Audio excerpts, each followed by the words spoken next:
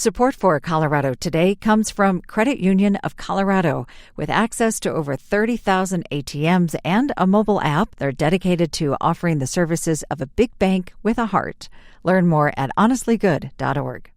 Support for Colorado Today comes from Safeway.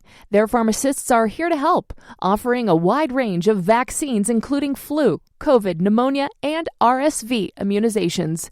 Visit your local Safeway or schedule online at safeway.com/pharmacy.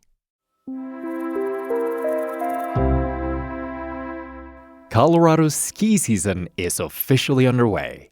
Keystone opened Saturday, making it the first for the season in North America.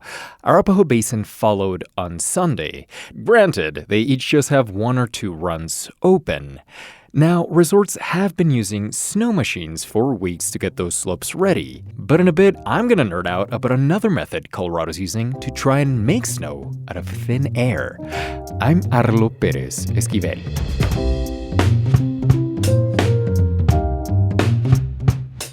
Coming up, farm workers here have been part of an effort for decades to get their kids to local colleges. But now, our program has been zeroed out. We filed an appeal and the appeal was denied. What that means for families who put Colorado food on the table. Then, Denver's mayor wants voters to approve nearly $1 billion in debt. While it seems counterintuitive, it is exactly the most important thing you want to do in tough economic times. This might be the biggest ask in the city's history, and the results may affect you. Plus, it's that time of year when Colorado will try to manipulate the weather to get extra moisture out of the clouds. I have people that come to me all the time with, different ideas and say they can make it rain or snow. It's Tuesday, October 28th. Here's the news in Colorado today. When you think about the bounty that you can enjoy from our state, Olathe sweet corn, juicy Palisade peaches, Rocky Ford cantaloupe, do you also think about who is behind getting that food from the field to your grocery store?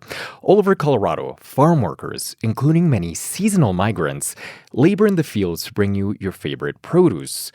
For years, their kids have gotten support to go to college and try to build upward mobility. Now, at several colleges in Colorado, federal funding cuts mean that support is going away, or the programs are just hanging on by a thread. CPR's Jenny Brandine is reporting on this story. Jenny, what are the supports that we're talking about here? The Federal College Assistance Migrant Program, also known as CAMP, has been around since the 70s. Up until recently, about 100 schools and nonprofit organizations nationwide were participating, including several here. And this funding supports scholarships for tuition, academic and career counseling, tutoring, health services, and even help with housing. Now, this program has helped thousands and thousands of students over the years. So can you take me there? Take me to a school in Colorado where this has happened. Let's go to Adams State in Alamosa as an example. It's in the San Luis Valley where there's a lot of agriculture.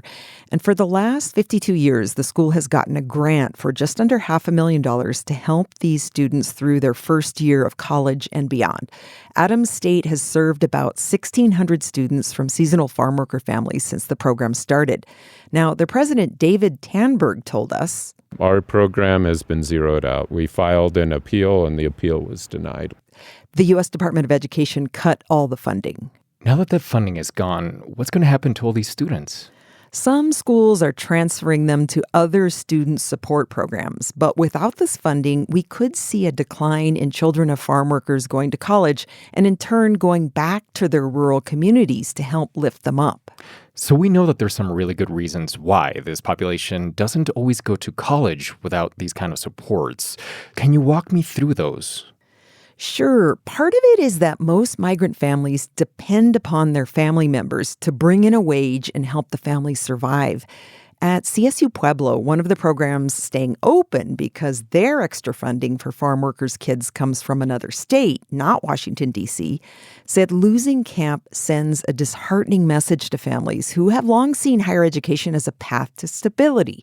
But their provost, Gail Mackin, also believes in the family's resilience. They have grit, they have determination. I would imagine of all families, the migrant families, those people who are working so hard to provide a living for their family and to help support our agricultural economy, they will find a way, and we're here to help support that.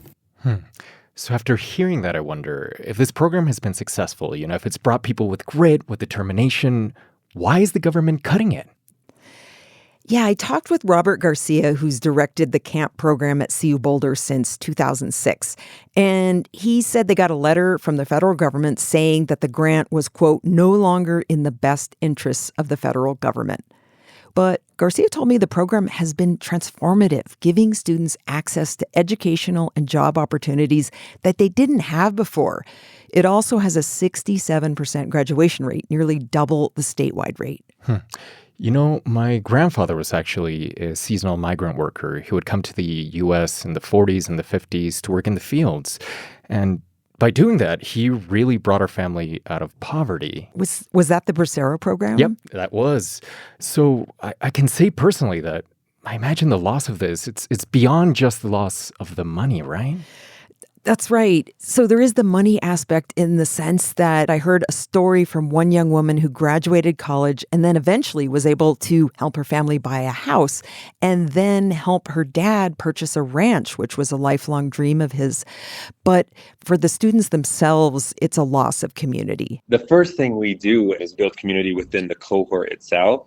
We take them on a retreat and we become a unit, like a familia, where we're getting to trust each other. That was Garcia from CU Boulder. He says equally important is the ripple effect. Camp students mentor high schoolers and even middle schoolers. And those students get uplifted because they see faces that look like theirs, people who speak their home language. Now in college, it shatters glass ceilings, right? Now, the schools that lost their grants will have to enter the tough competition for philanthropic dollars to try and help these types of programs continue, something that's getting harder as the months go by. CPR's Jenny Brundin, thank you. Of course. The direction of development in Denver could be steered for years to come by the result of a question on the ballot.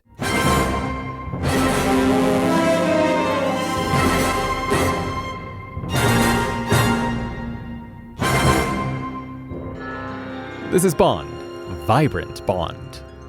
That's what city leaders are calling the packages of debt it wants voters in Denver to approve. And our friends at Denverite thought it sounded very, 007.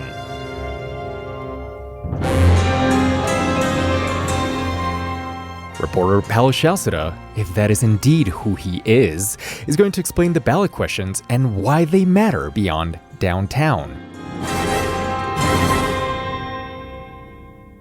Paulo, did you ever think you'd get introed with spy music? I'm more of a Mission Impossible guy, which is more action than spy, so no, not really.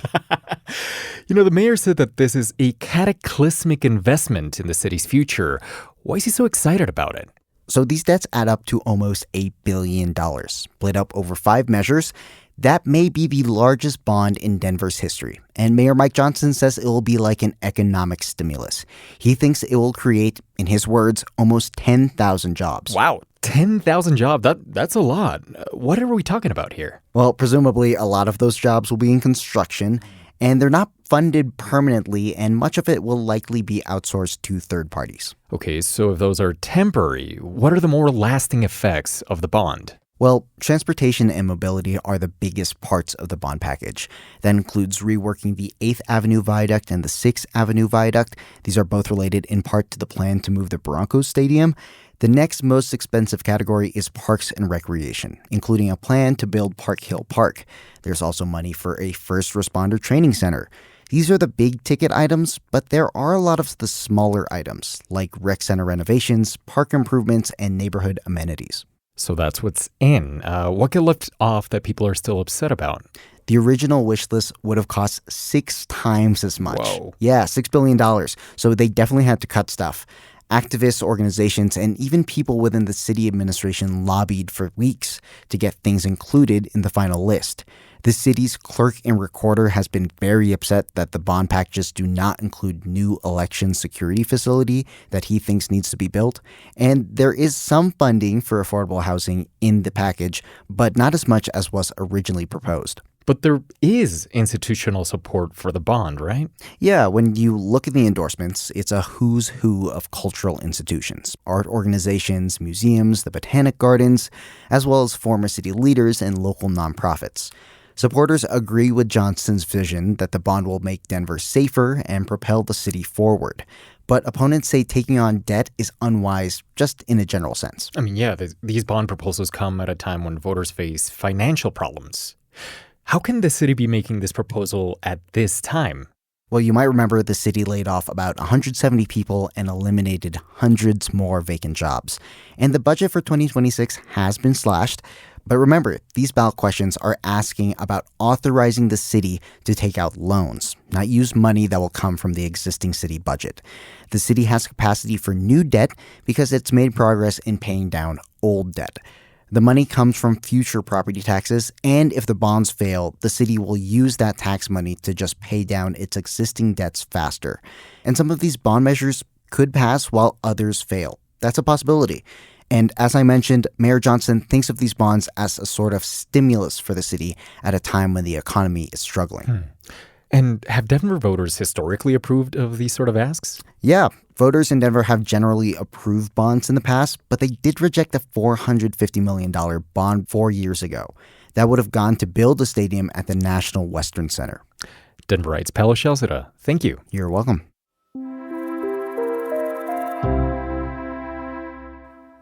Ski resorts have already been using machines to blast out snow for the past few weeks. But the start of November means it is open season to try and make snow from the very clouds themselves. It is obviously dependent on the type of winter we have in Colorado. If we have a poor winter and don't get many storms, we can't create clouds. We need the right characteristics of a storm to be able to seed. Andrew Rickert runs the state's weather modification program through the Department of Natural Resources, and he's part of an effort that has existed in Colorado since the 50s to increase how much snow we get through cloud seeding. Now, over the decades, critics have questioned its effectiveness. The federal government said just last year it can't rule out the possibility that it has no effect at all. But growing international research shows it could increase precipitation up to 30%. If we have a great winter with tons of storms rolling through, that are perfect for seeding, the really nice juicy storms, that can be hundreds of thousands of acre feet over the course of a winter. That's a lot of snow over the course of an entire winter.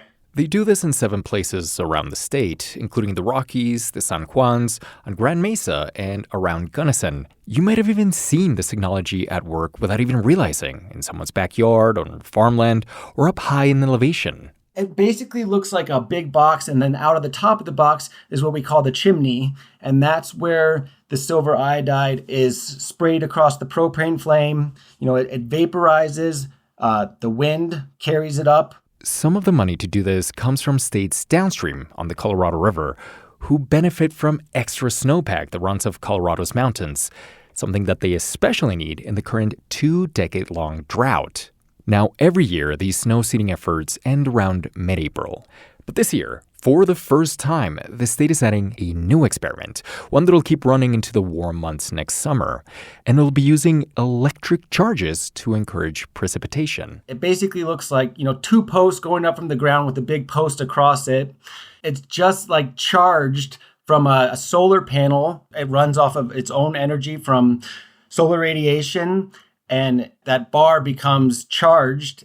And that charges particles in the air that float by. The hope is with the wind that gets carried up into the cloud, which, eventually stimulates more and more precipitation growth until it falls out as rain.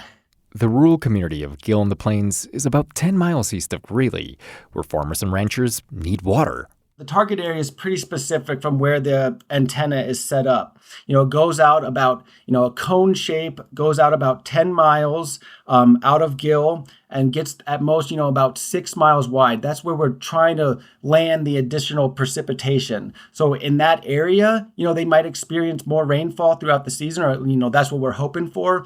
But outside of that, you probably really wouldn't notice. The company who made this device is called Rain Enhancement Technologies out of Florida. This is the company's first attempt in the U.S.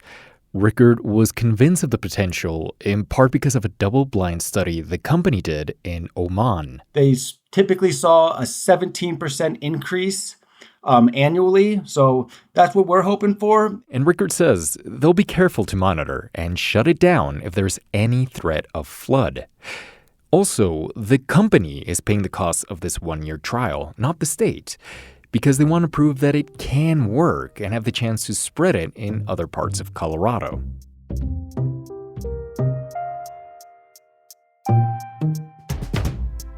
Reporting for today's show came from Denverites Kyle Harris and CPR's Rachel Estabrook. If you love this podcast, a great way to support is by leaving a review. I'm Arlo Perez Esquivel. This is CPR News.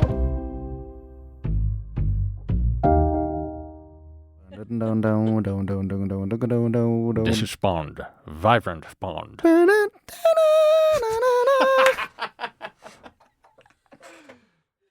Support for Colorado Today comes from Safeway, where you can shop online and get easy delivery or free pickup.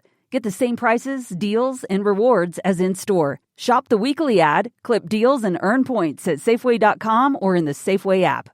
Support for Colorado Today comes from Credit Union of Colorado. With access to over 30,000 ATMs and a mobile app, they're dedicated to offering the services of a big bank with a heart. Learn more at honestlygood.org.